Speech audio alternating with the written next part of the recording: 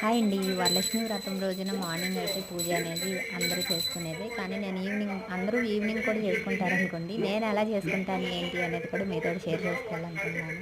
Main ఏంటి అంటే అమ్మవారికి మళ్ళీ దీపారాధన అదంతా చేసిన తర్వాత అమ్మవారికి దిష్టి కూడా తీస్తాననమాట. ఇంకా మార్నింగ్ పెట్టిన చీర, గాజులు అలాగే కాసు, రూపు అంటారు కదా!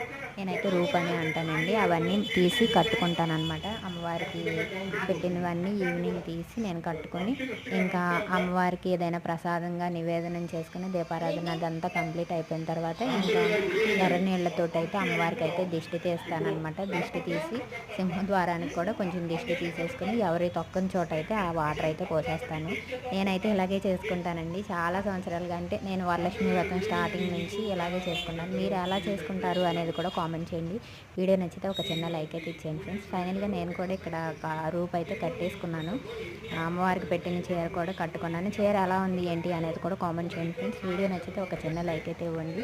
అలాగే మన ఛానల్ ఫస్ట్ టైం చూస్తుంటే సబ్స్క్రైబ్ చేసుకుని సపోర్ట్ చేయండి ఫ్రెండ్స్ ప్లీజ్.